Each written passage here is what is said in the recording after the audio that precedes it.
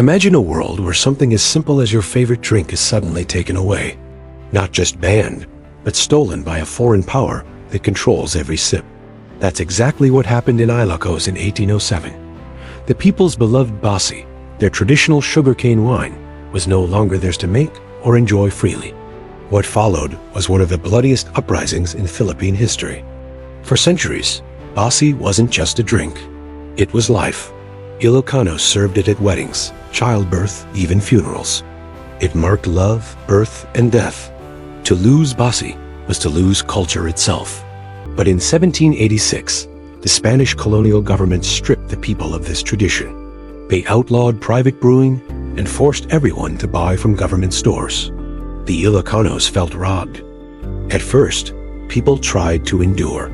They drank government-issued Basi, but it was expensive, poor in quality, and lacked the soul of their homemade brew. Every sip reminded them that they were under the Spaniards' thumb. Resentment grew quietly, like wine fermenting in silence. By 1807, that silent anger exploded. In the town of Piddig, Ilocos Norte, a group of Ilocanos decided they had had enough.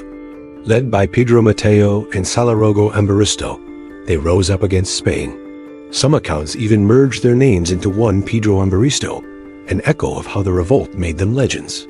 The revolt began on September 16, 1807. Villagers armed themselves with bolos, spears, and unmatched courage. They weren't fighting over land or money. They were fighting for dignity and for Basi. What started in Piddig quickly spread across neighboring towns. The Ilocos region was boiling over. Imagine it. Farmers leaving their fields, mothers hiding their children, men rallying in the streets shouting, "Basi is ours." The Spanish were shocked. How could wine cause a rebellion? But they underestimated the power of tradition and the unity it created among the Ilocanos. The rebels fought fiercely. From town to town, clashes erupted. The Spanish sent their troops to crush the uprising, but the Ilocanos did not back down easily. For nearly 2 weeks, the revolt burned across Ilocos like wildfire.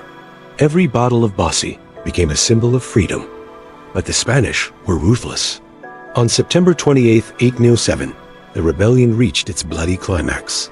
Spanish-led forces struck hard, armed with superior weapons and numbers. Hundreds of Ilocanos fell. Blood spilled on the same soil where sugarcane once grew for Basi. The revolt was crushed, but its spirit lived on. The Ilocanos had shown that their culture and identity mattered more than life itself. To fight for Basi was to fight for freedom. This wasn't just about wine, it was about survival of their way of life. And before we continue, if stories like this fascinate you, don't forget to like, share, and subscribe.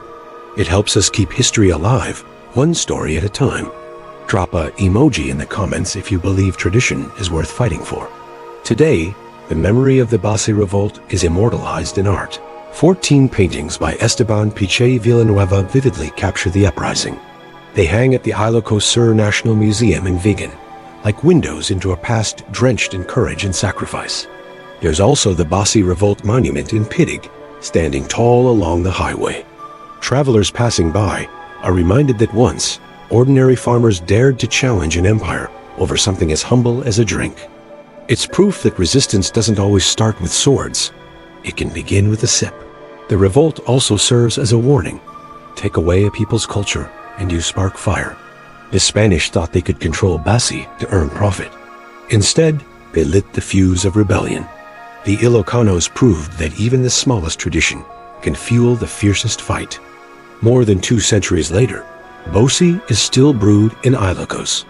Every glass poured is not just wine. It's a toast to the bravery of those who stood up in 1807. The drink survived. The culture survived. And so did the story of resistance.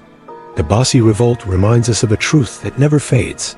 People will always defend what makes them who they are. To the Ilocanos, Basi was more than wine, it was identity. And for identity, they were willing to risk everything. That's the taste of freedom, aged in sacrifice.